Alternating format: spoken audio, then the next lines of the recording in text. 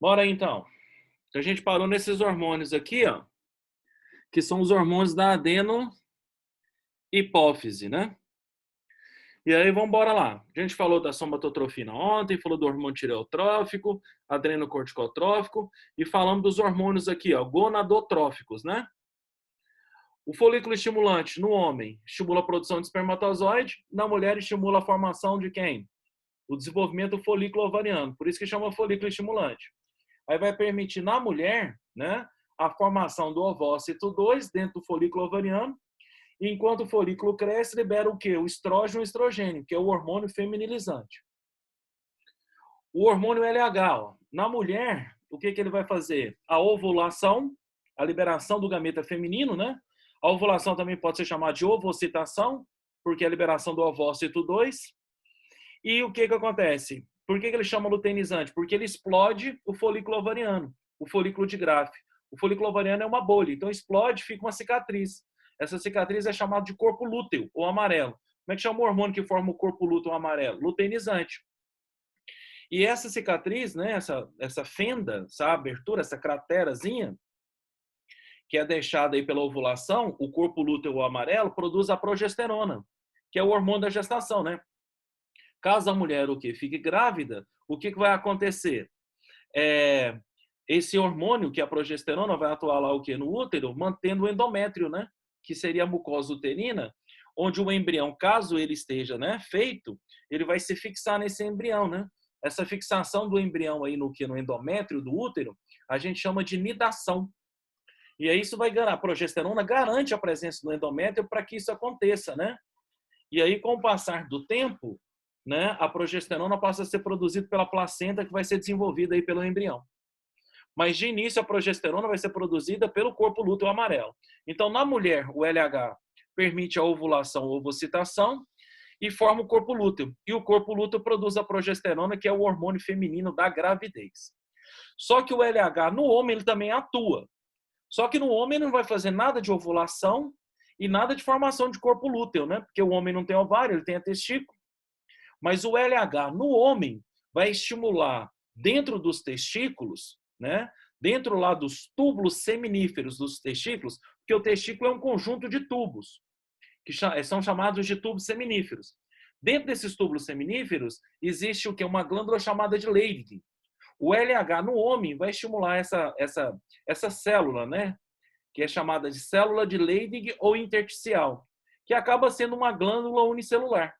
Essa célula de Leydig ou intersticial, estimulada pelo LH no homem, produz testosterona, que é o hormônio masculinizante, né? Androgenizante.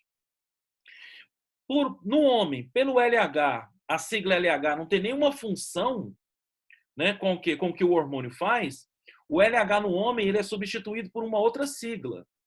Então, o LH no homem é chamado de ICSH. O que significa a sigla ICSH? Hormônio estimulante das células intersticiais. Isso é que significa a sigla ICSH. Então, o que é ICSH? Hormônio estimulante das células intersticiais. E o que ele vai fazer? É o mesmo LH, só que ele muda de nome. Esse hormônio, o ICSH, estimula a produção de testosterona. Por que chama gonadotrófico? Porque atua nas gônadas. O que são gônadas? São as glândulas sexuais que produzem tanto hormônio quanto o que? Gameta, né? Por isso as gônadas são chamadas de glândulas mistas, anfícrinas ou mesócrinas. Fechou. Então, os hormônios aqui, ó, por último, a prolactina, que eu também já tinha falado. O que a prolactina faz? Estimula a glândula mamária a produzir leite, né? A glândula mamária, quanto ao modo de eliminação da secreção, ela é chamada de o quê? Ela é chamada de glândula merócrina, né? O que seria uma glândula o quê? Merócrina. É aquela glândula que libera a secreção, né, com destruição parcial das suas células, né? E aí essa glândula merócrina aí vai ser importante para produzir do leite materno. E quem atua nesse estímulo para produzir, né, esse leite materno é a prolactina. Lembrando que a prolactina só vai ser liberado pelo contato do mamilo da mama, né, com o lábio do recém-nascido. Então, a partir do momento em que o recém-nascido começa a sugar o leite e começa a entrar em contato com o mamilo da mama, Isso estimula a adenohipófise liberar prolactina, que estimula a glândula a produzir leite. Então, por isso que é importante a mulher, a mãe, ter o contato da criança com a mama. Porque senão, o que acontece? Não vai produzir leite. Muitas vezes a mulher, o que não tem esse contato, não tem paciência, porque dói, né? É uma região muito sensível. Como a criança vai sugar, isso provoca o que? Dor. E geralmente a mãe tira a criança. Se tirar a mãe, se a mãe não suportar isso, se tirar a criança, aí o que acontece? Para o estímulo da produção da prolactina. Aí o que acontece? Não produz leite. É o que o pessoal fala que o leite da mãe secou. Mas na verdade não é secou, é porque não está tendo o estímulo correto, né? De o quê? Do contato do que? Do mamilo com o quê? Com o lábio do recém-nascido para sugar esse leite aí. Esse estímulo que produz a prolactina. E aí a gente encerrou toda a adenohipófise aí agora com todos os seus hormônios. Como é que chamam os hormônios produzidos pela adenohipófise? Tropinas ou trofinas. Por que chama tropina? Ué, porque são hormônios que vão atuar em outros locais. E por que chama trofina? Ué, porque são hormônios que vão estimular a alimentação de outras glândulas para o seu funcionamento. Fechou. Agora a gente vai para o quê? Para o lobo posterior da hipófise. Como é que chama o lobo posterior da hipófise? Neurohipófise. Isso é que eu tenho batido na tecla aí já tem um tempão. Isso aqui é questão de pega demais de prova. Porque o lobo posterior da hipófise, ele é armazenador de hormônio. Ele não produz hormônio. De onde vêm os hormônios da neurohipófise? Vem dessa terminação nervosa aqui, que é o hipotálamo. Então vem daqui. O hipotálamo é que vai produzir o quê, né? Os hormônios. O hipotálamo é uma terminação nervosa. São um conjunto de neurônios que fica embaixo do cérebro. E esses neurônios, mesmo sendo neurônios, né? Eles conseguem secretar aí o que? O hormônio. Aí eles produzem esse hormônio, jogam para a hipófise. Na hipófise, esses hormônios vão para a neurohipófise, que é o lobo posterior. E aí ele armazena esses hormônios. Quando tiver o estímulo necessário, ele libera os hormônios para atuar o que no organismo. Quais são os hormônios produzidos pelo hipotálamo e que são armazenados na neurohipófise? São dois, ó, a ocitocina e o ADH. Fechou? A ocitocina pode ser com X, oxitocina também, sem problema, ou pode ser com C, viu? Não está errado, não. Com X ou com C, está valendo aí, é o mesmo hormônio. E a ocitocina, o que ela vai fazer? Ó? Ela vai fazer duas coisas, ela é dois hormônios. Ela tem duas funções e ela vai ser decisiva para duas situações e é um hormônio que vai atuar em duas posições diferentes. A ocitocina, primeiro, ela atua onde? Né? Ou independentemente de ser primeiro, não. Mas ela atua onde? Ela atua na glândula mamária e lá na glândula mamária ela que vai fazer isso aqui, ó, a ejeção de leite. É o hormônio que comprime a glândula para que a glândula possa o quê? Liberar o leite que está sendo produzido para ela. Aí vai pelos tubos, né? E aí até onde? Até, né, chegar no mamilo e o recém-nascido aí acabar se alimentando, nutrindo, tendo a lactação. Então, na glândula mamária, a ocitocina é o hormônio da ejeção do leite. Né? Lembrando que na lactação precisa de dois hormônios, né?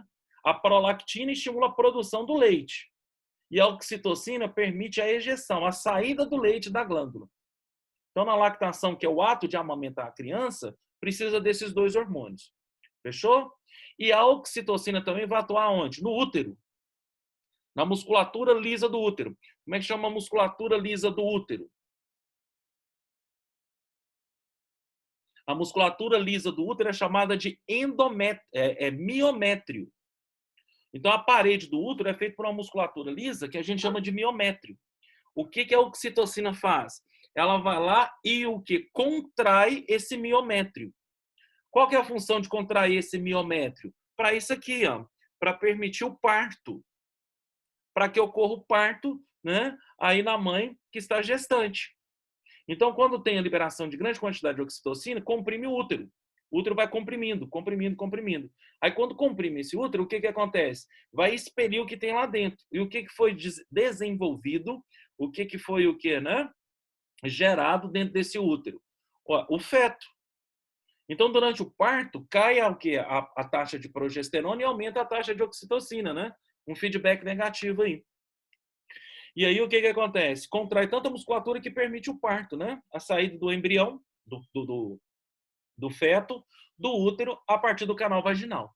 E aí expele tudo que tem no útero também, né? Vai expelir também junto a placenta, né? Que foi o que permitiu a comunicação do feto, né? Com o corpo materno, né? Então, o que acontece? Elimina tudo isso aí durante o quê? O parto. Agora, se a mulher não tiver grávida, a ocitocina também é liberada. Por que a ocitocina é liberada? Porque a cada 28 dias, o que acontece? O estrógeno que foi produzido atua lá no útero, fazendo um negócio chamado de fase secretora, né? E aí o que acontece? Aliás, fase de crescimento.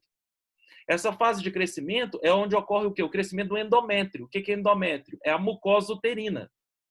Então, o que acontece? A cada 28 dias, ela cresce, ela se desenvolve no útero. Se a mulher não tiver grávida, o que acontece? Isso, ao longo de 28 dias, não tem mais função. E aí, então, isso é eliminado pelo útero, né? E aí, essa eliminação é feita pela oxitocina. A oxitocina vai lá, contrai o miométrio, que é a musculatura do útero, para liberar o endométrio. Como o endométrio é vascularizado, provoca uma pequena hemorragia. Como é que é chamado isso? Menstruação.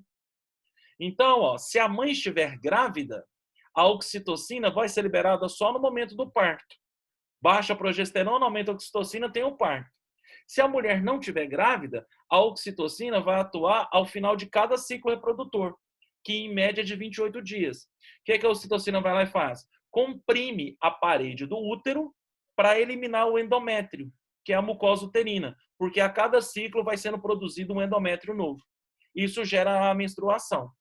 E eu te falei, né? O hormônio ele faz um controle, né, fisiológico, um controle de homeostático mais duradouro, mais lento, porém mais duradouro que o quê? Que o controle do sistema nervoso, a partir do impulso nervoso. Então, quando a oxitocina atua na parede do útero, comprimindo essa parede do útero, comprimindo aí a musculatura lisa do útero, comprimindo o miométrio, né, que é a parede do útero, para eliminar o endométrio, que é a mucosa que fica dentro do útero, isso gera um aperto da musculatura. Isso é a cólica que as meninas sentem aí durante o fluxo menstrual. É a ação da oxitocina aí sobre o endométrio. Porque ela vai atuar muito tempo contraindo a musculatura. Então é um efeito mais duradouro, né? É como se fosse um espasmo aí, por isso que provoca a cólica aí menstrual. É em função da o quê? Da ação da oxitocina sobre a musculatura do útero, que a gente chama de miométrio. É a musculatura lisa, né? Que a oxitocina vai atuar lá. Então, fechou. Então, ela atua no que? Na glândula mamária, a ocitocina, para ejeção de leite. E atua no útero, permitindo parto e permitindo aí o quê, né? A menstruação, que é a descamação do endométrio. E gera cólica, né? Porque o hormônio é de controle o quê, né? Homeostático, mais duradouro, mais prolongado, né? Então provoca espasmo na musculatura. Isso provoca a cólica aí que vocês tanto acham ruim e que deve ser desconfortável mesmo, né? Então beleza, continuando, vamos nessa. E esse hormônio aqui a gente já estudou demais, né? Inclusive o Tino perguntou isso para mim na aula lá de sistema excretor. Então, o que acontece? Você tem um hormônio agora antidiurético, o ADH ou vasopressina, né? Por que ele é chamado de vasopressina? Porque ele comprime aí o que? Os vasos, né? Sanguíneos, né? E isso pode, se for nas artérias, né? Isso pode permitir o que? Aumento da pressão arterial. Ou diminuição da pressão arterial, né? Quando ele aumenta, ele comprime. Quando diminui, ele relaxa. Então, ele dá um controle aí também na pressão sanguínea. Mas, beleza. Qual que é a função do ADH principal? É justamente atuar onde? Lá na excreção. Ele atua lá naquela fase da diurese chamada de o quê? Reabsorção seletiva. Qual que é a função do ADH? É estimular a reabsorção de água. Onde é que atua o ADH? Dentro do rim. E o rim é feito de quê? De néfron. Em qual parte do néfron o ADH atua? No tubo contorcido distal e também aonde? No tubo coletor. Qual que é a função dele? Reabsorver o máximo de água possível, para que a gente não sofra desidratação durante o processo de diurese, né? De eliminação aí o que da urina. Então o ADH vai atuar lá, reabsorvendo essa água. Top. Então ele é um hormônio que é produzido pelo hipotálamo e armazenado na neurohipófise e que atua na excreção. Beleza? A gente já viu isso tudo. Qual é a substância química que bloqueia a ação dele? Álcool, né? O álcool, o etanol presente aí, o álcool etílico presente nas bebidas alcoólicas. É aquela questão de prova, né? Por que um cara que bebe refrigerante faz menos xixi do que o cara que bebe cerveja? Porque na cerveja tem o álcool que bloqueia o ADH. Quando bloqueia o ADH, para de absorver água. Então aumenta o volume de água na urina. Então o que acontece, né? A diurese dele tem um maior volume, elimina uma maior quantidade de água, o que provoca desidratação e no outro dia ressaca, que é aquela sensação de o quê, né? De desidratação que o cara tem. Né? Vontade aí o quê? De beber água o tempo todo aí, de se hidratar, né? Claro, perdeu água, né? Desidratou. Então, ADH. E outra coisa, né? A falta de ADH, a disfunção aqui, né, do hipotálamo, né, em não produzir o ADH, ou da neurohipófise não liberar o ADH, gera uma doença muito séria. Gera uma doença muito séria, muito severa, muito grave, que a gente chama de o quê? De diabetes insipidus. O que é a diabetes insipidus? A gente tem ela aí para frente aí. Mas o que é a diabetes insipidus? É justamente a falta de ADH no organismo. Então, quando ele falta, o que acontece? Não reabsorve água. Não reabsorvendo água, o cara perde a água do quê? Do corpo dele através da urina. E aí é muito grave isso, porque pode chegar de durante um dia todo, o cara não tendo ADH, ele perder por volta aí o quê? De 10, 12 litros de água, através do quê? Do xixi, da urina. Isso mata o cara, hein? Então ele não consegue sobreviver, porque vai perder o líquido o quê? Todo, hein? Ele, além de desidratar o líquido, que é o plasma sanguíneo, né? Que é mede por volta aí de 6 litros, vai perdendo os fluidos corporais, o líquido intersticial, a linfa, vai desidratando tudo. Então isso leva à morte do cara. Então a falta de ADH provoca no indivíduo uma doença muito séria. Como é que chama a doença que a falta do ADH provoca no indivíduo? A diabetes insipidus. Não tem nada a ver com a diabetes lá o quê? Do pâncreas. A diabetes que o pâncreas causa é a diabetes mellitus. Então, a diabetes mellitus é a falta de insulina lá produzida pelo pâncreas. Aquilo é uma outra diabetes. Nós estamos falando de o quê? De um outro tipo agora, que tem a ver com o quê? Com o ADH, não tem nada a ver com insulina. O ADH aqui, o hormônio antidiurético, por uma descompensação, né? Por uma falha, uma infecção, né? Aí um que, sei lá, uma oncogênese aqui do hipotálamo, né? Um tumor aqui no hipotálamo, provoca disfunção e ele não produz hormônio. Ou algum problema na neurohipófise que não libera o hormônio, por uma infecção também, por uma ação mecânica, ou por uma ação aí o quê, né? Sei lá, oncogênica, cancerígena, o cara não consegue liberar hormônio. Aí gera essa diabetes, que é muito grave. Por que as duas são chamadas de diabetes? É isso que você tem dúvida também. Porque isso aqui, ó, um dos sintomas mais importantes da diabetes é o aumento da diurese, né? É o aumento da eliminação de o quê? De urina. Então, nas diabetes, o cara tem o quê? Poliúria. O que é uma poliúria? É fazer xixi toda hora. É fazer xixi o tempo todo. Então, quando você não tem ADH, você faz o xixi o tempo todo porque você não tem absorção de água. Então, isso é uma diabetes. E quando você tem o que? A diabetes lá do pâncreas, por que você faz xixi toda hora também? Por excesso de glicose no sangue. O seu sistema excretor, ele tende a eliminar, né, o excesso de o quê? De glicose que está presente no sangue, para tentar baixar a glicemia. Então, é uma estratégia para voltar ao equilíbrio do organismo. Então, nos dois casos, a gente chama de diabetes, porque um dos sintomas, né, decisivos da diabetes é a poliúria, que é o quê? O aumento na quantidade de diurese. É fazer xixi toda hora. Então, por isso que os dois casos são chamados de diabetes. Mas são duas situações hormonais completamente diferentes. A falta de ADH é diabetes insipidus. E a falta de insulina lá do pâncreas é diabetes mellitus, porque tem a ver com a glicemia. Entendido, meninos? Então, isso aqui é um hormônio muito importante, né? Então, esse é o quê? ADH não pode faltar. Ah, e outra coisa, eu te falei que na diabetes mellitus, hoje a gente tem bactéria que produz o quê? Insulina para a gente, humana, né, claro, por transgenia, de altíssima qualidade, em quantidade, né? Aí o quê? Satisfatória para todo mundo sem problema nenhum.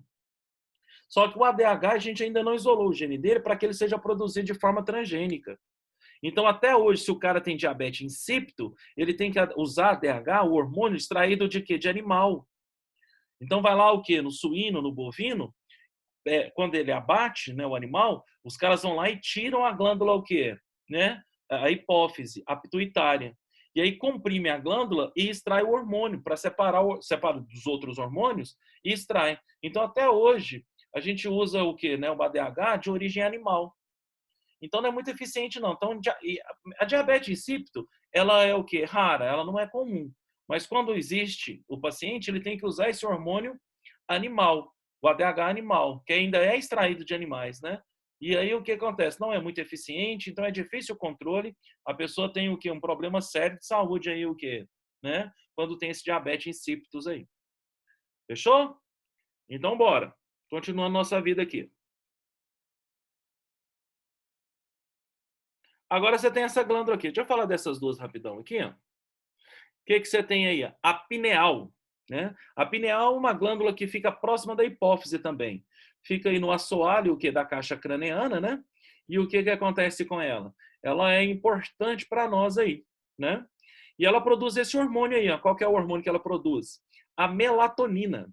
Então, a glândula pineal, né? Não confundir pineal com pituitária. Pituitária é a mesma coisa que hipófise, né? A glândula o quê? Hipófise ou pituitária. A pineal é uma glândula que fica próxima dela. Fica embaixo, né? Fica na mesma, no esfenoide, né? Que é o mesmo osso da caixa craniana. O assoalho da caixa craniana. Então, elas ficam próximas uma da outra, mas são glândulas distintas. E a pineal produz aqui a melatonina. E para que serve a melatonina? É o hormônio do relógio biológico.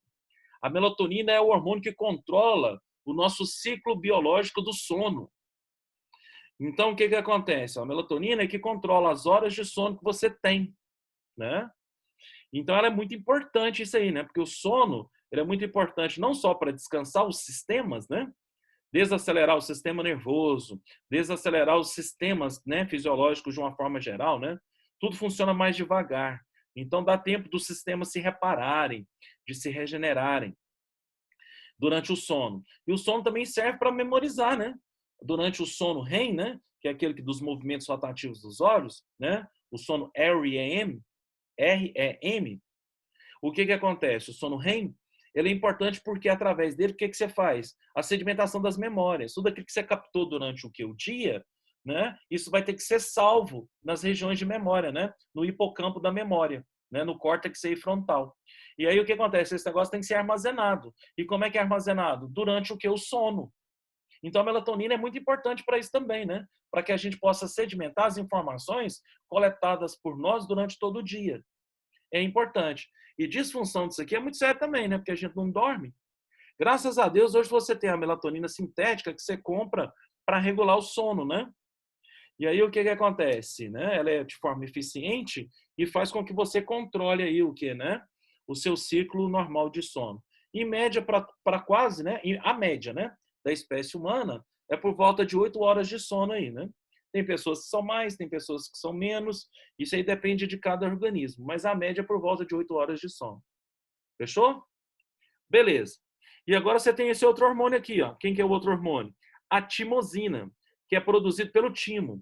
O timo é o quê? Uma glândula que fica aqui, ó. No que, né? Na parte superior do osso do peito, do externo, né? Então ele fica nessa parte superior aqui, ó. E o timo ele vai ser muito importante porque ele é um órgão linfóide. Então ele estimula a produção de o quê? De células de defesa, né? Principalmente produtoras de anticorpos aí, né? Seria aí o quê? Os linfócitos B, né? E aí o timo produz o quê? A timosina, que vai ser um hormônio, né, que estimula a imunização, que estimula a produção de células de defesa, né? Nele e também nos outros órgãos linfóides, né? Nos gânglios linfáticos, nas amígdalas, né? Que mais? Onde mais é produzido? Nas placas de Peyer, né? Que fica lá no tubo digestório. Então ele estimula essas regiões a produzirem aí o que, né? Os anticorpos para que possa defender a gente e fazer a imunização humoral. Fechou, meninos? Então nós estamos engateando aí. Vou dar um pouco. Alguma dúvida aí nessa parte aí, meninos?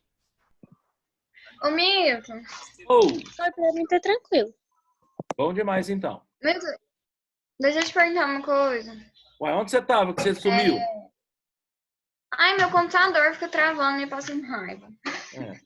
É sempre assim. Computador. Fala, Hein, deixa pode eu te falar. perguntar. Ah, Em relação às cólicas e à ocitocina, quando a pessoa tem cólica muito, muito forte, isso pode estar relacionado a algum distúrbio hormonal? pode. Geralmente, eu vou falar disso mais pra frente, né? Mas o ovário policístico, né, que são vários folículos ovarianos envolvendo ao mesmo tempo, produz a grande quantidade de hormônio que quebra o feedback, né? E aí o que acontece? Os hormônios ficam todos em disfunção e pode provocar o quê? As cólicas mais acentuadas aí, né? Ah, entendi. Pode sim. Obrigada. Milton, Professor, Oi. Pode falar. pode falar. É que eu ia falar sobre o sono. A questão da ansiedade atrapalha também esse hormônio? Muito, né? Demais. Porque quando você fica ansioso, isso aí é um problema o quê? Do reflexo do sistema nervoso, né? Mas o sistema nervoso está integrado com o sistema endócrino, os dois funcionam juntos. E essa ansiedade, o que que ela faz? Né? Ela libera muito cortisol. O cortisol vem aqui e bloqueia a melatonina. Bloqueando a melatonina, o que que acontece? Isso gera insônia. Por isso que a ansiedade a gente quase não consegue dormir, né? Sim. E aí cansa demais. Sim, é verdade. Muito obrigada. Valeu demais, gente. Mais alguma dúvida, meninos? Só isso mesmo. Então, deixa eu Então falar. quer dizer que Ô, eu Tino, dormi?